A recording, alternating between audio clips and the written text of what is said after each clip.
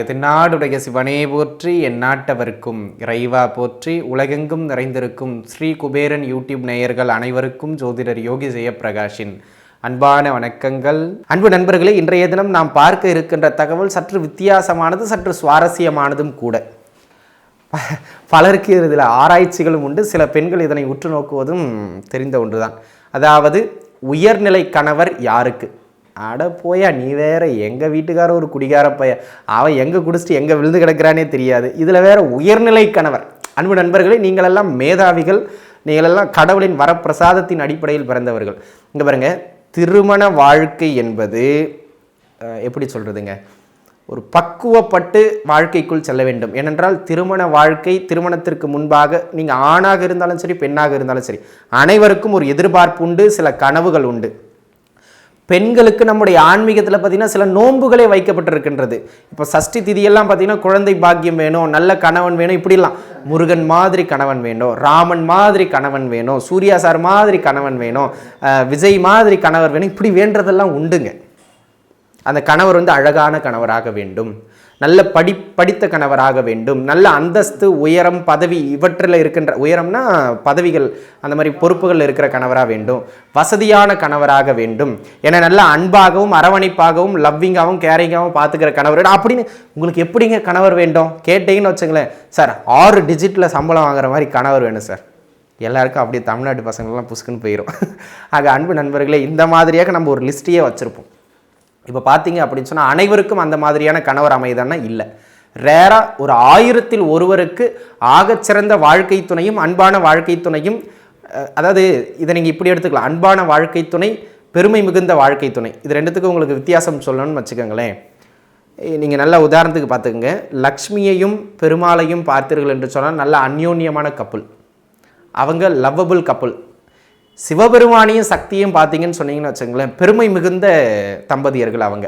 ஒரு உதாரணத்திற்கு தாட்சாயினி ஆகிய சக்தி தன்னுடைய கணவரை தான் செய்கின்ற ராஜசூய யாகத்திற்கு அழைக்கவில்லை என்பதற்காக தன்னுடைய தகப்பன் தச்சன் கிட்ட போயிட்டு கேட்பாங்க, உங்களுடைய மகளாக இருந்து கேட்கின்றேன். மதிக்க மாட்டார். சரி, என் மகளாக இருந்து நான் உங்கள் மகளாக இருந்து கேட்டேன், ஆனால் நீங்கள் தரலை. இப்பொழுது இந்த அண்ட சராசரத்திற்கும் படியளக்கக்கூடிய ஈசனின் மனைவி என்கின்ற ஸ்தானத்திலிருந்து கேட்கின்றேன். அப்போ அங்கே எவ்வளோ கெத்து பாருங்க. ஏன், மிகப்பெரிய பதவியில் அவர் கணவர் இருக்கின்றார், அந்த கணவரின் பதவி இவங்களுக்கு அந்தஸ்தை கொடுக்குறது. இந்த மாதிரி அந்தஸ்தோ அழகோ இல்லை கேரிங்கான வாழ்க்கையோ யாருக்கு கிடைக்கும் அப்படின்னு பார்த்தீங்கன்னா 3 ரூல் நண்பர்களே. இந்த அமைப்பு உங்கள் ஜாதகத்தில் இருந்தால் உங்களுடைய கணவர் மிக உயர் நிலையில் இருப்பார். சகோதரிகளுக்கு கூறிக்கொள்கின்றேன். முதல் அமைப்பு, ஒருவரினுடைய ஜாதகத்தில் செவ்வாய் சுப வலு பெற்றிருக்க வேண்டும். வலு பெற்றிருக்க வேண்டும், ஆட்சி உச்சம் அடையணும்னு அவசியம் இல்லை. குரு சுக்கிர தொடர்புகளையோ அல்லது வளர்பிறை சந்திரனுடைய தொடர்புலையோ செவ்வாய் இருக்கணும். அப்படி இருந்துட்டா முதல் டிக். 7ஆம் இடம் சனி, ராகு, கேது, செவ்வாய், இந்த 4 பாவர்களின் தொடர்பை பெறக்கூடாது.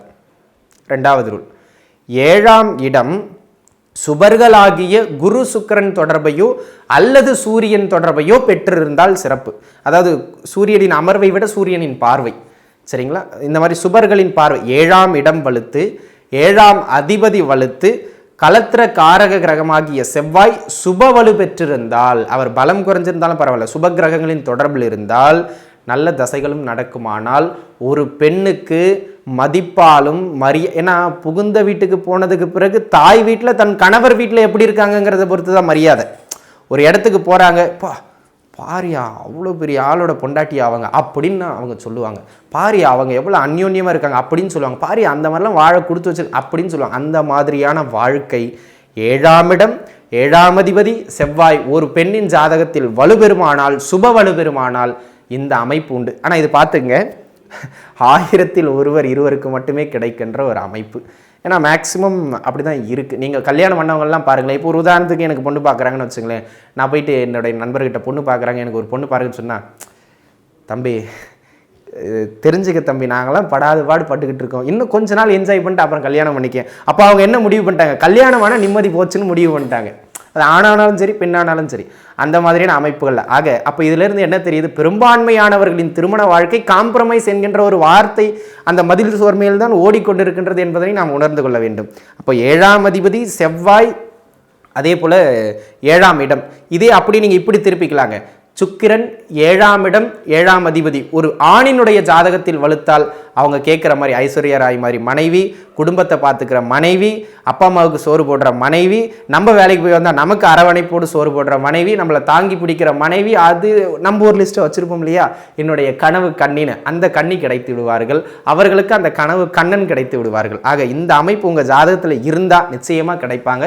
இது தப்பவே தப்பாது, நீங்கள் தாராளமாக செக் பண்ணிக்கலாம். அன்பு நண்பர்களே, இந்த தகவல் நிச்சயம் உங்களுக்கு பயனுள்ளதாகவும் இருந்திருக்கும், கொஞ்சம் சுவாரஸ்யமாகவும் இருந்திருக்கும். மீண்டும் ஒரு நல்ல பதிவில் உங்கள் அனைவரையும் சந்திக்கும் வரை உங்களிடமிருந்து விடைபெறுவது உங்கள் ஜோதிடர் யோகி ஜெயப்பிரகாஷ். நன்றி, வணக்கம். ஸ்ரீ குபேரன் டிவியை பார்த்தமைக்கு நன்றிகள். மேலும் இது போன்ற தகவல்களை தெரிந்து கொள்ள ஸ்ரீ குபேரன் டிவியை சப்ஸ்கிரைப் செய்யுங்கள். மறக்காமல் பெல் ஐக்கானை கிளிக் செய்யுங்கள்.